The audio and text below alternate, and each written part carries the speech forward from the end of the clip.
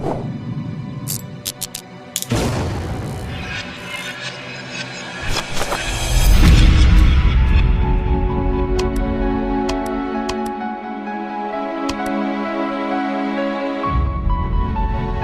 what's up guys? Chris Trini here for Chris Corp Productions. I have to apologize, I'm a little sick, so I might sound a little stuffy, but what we're going to be covering today is how to achieve a vintage or retro style look to your footage.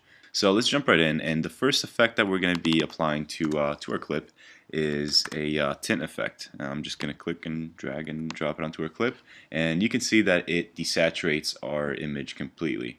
And we're going to set the amount of tint, so the amount of desaturation, to let's say 20 to 25%. I'm going to put in 25%. So now you see that our image is a little bit more desaturated. And the second effect that we're going to be adding is called curves. And I use this a lot to color correct and color grade. And by the way, a quick side note, color correction and color grading are two very different things.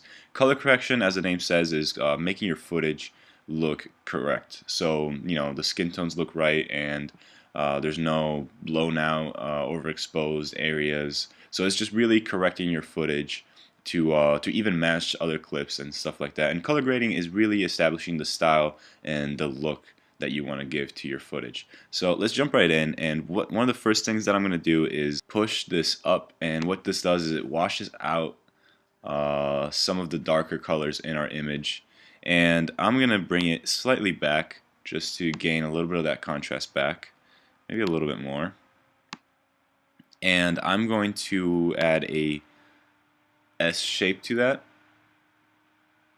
So we're going to bring down some of these darker tones of the image and then bring these back up. And what this does is it's still washed out, but it still has a little bit of contrast in this range of colors. I'm going to grab this bottom knob and push it up just like I did with the masters. And this gives us this weird red tint.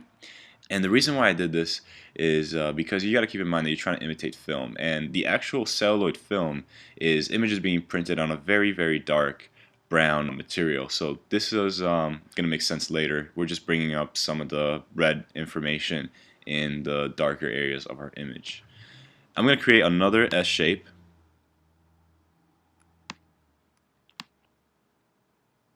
Something like that. And from this point forward, it's kind of all preference of what looks good to you. Alright, so now we're going to grab the green curve and we're going to create an S shape, but this time we're going to push the darker colors up and we're going to bring the highlights slightly down. You can just play around with this. It doesn't have to be the green and the red. You could just keep this one fairly straight and do it with the blues. You can make it not as extreme. You know, it's really your choice. Right now I'm kind of liking this. I'm gonna just modify it just a touch so it's not as intense, but I really do like this look. Typically with vintage stuff, I do like more violets and reddish and orange colors. That again is just preference. One last thing that we want to do to complete this effect is add another tint effect. So I'm going to drag and drop this in. I'm going to set this to 25%. And again, we're just desaturating back because with these changes, it is a little bit too saturated. So this just knocks it down just a touch. So this is a pretty interesting look that we have so far. Again, this is all just preference. You can mess around with these settings however you want. This is usually what I would do. Now let's bring this a little bit further and let's add some grain.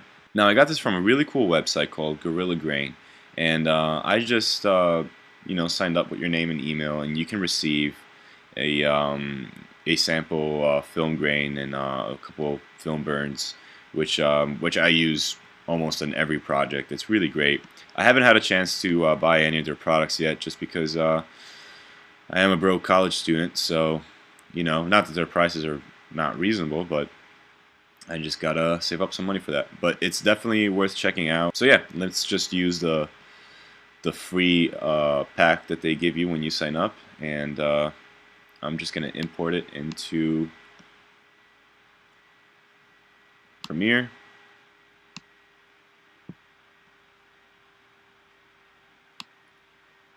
So I'm going to drag and drop that grain, and you immediately see that you have like this this gray square with grain in it.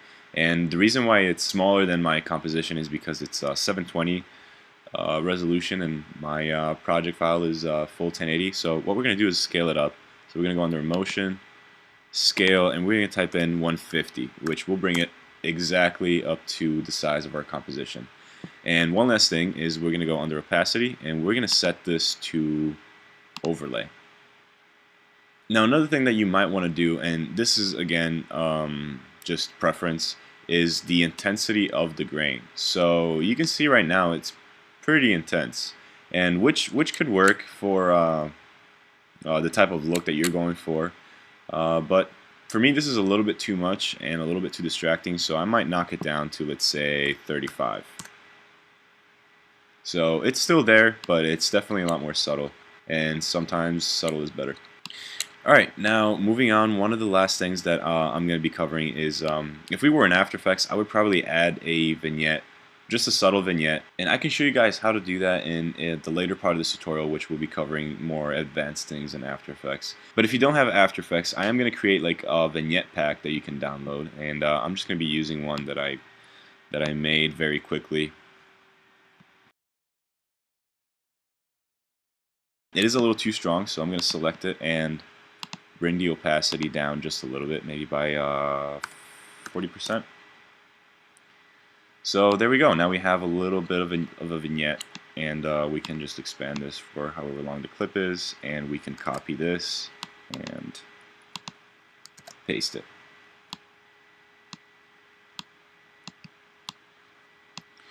Okay, so this is what we have so far. My computer is really slow, so I can't really play back in real time, unfortunately, in full resolution. So let me just show you in half resolution. Hopefully it'll work. There we go. Still a little choppy, but you get to see the effect. So looking pretty good. Another thing that you can do inside of Premiere, we'll be covering how to do this from scratch in After Effects, but if you do have some film burns, again, some come with this pack from Gorilla Grain for free. So what you can do is apply these film burns, which are really, really cool. So I'm going to drag and drop these in. I'm just going to use one for now, and I'm just going to apply it on the top here, and I'm going to select it and set the transfer mode, the blend mode, to, you can either do add, or I usually do screen so it's not too filming. And there we go, we could just have this little effect as the camera just starts off, and then it kind of disappears. And same thing with anything else. If you want it to be less intense, you can just bring down the opacity.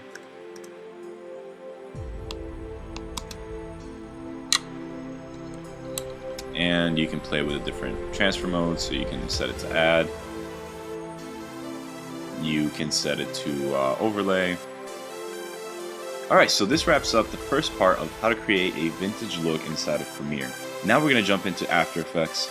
We're going to be covering slightly more advanced things, nothing too complicated. But anyways, thank you guys so much for watching this video. I hope you guys enjoyed it and it was helpful or useful. And I'll see you in part 2 when we're going to jump into After Effects and play around some more with all kinds of crazy things, like creating some film burns from scratch and a lot of fun stuff. So thanks again for watching. My name is Chris Trini for Chris Corp Productions, and I'll see you in part 2 hopefully, if not next time.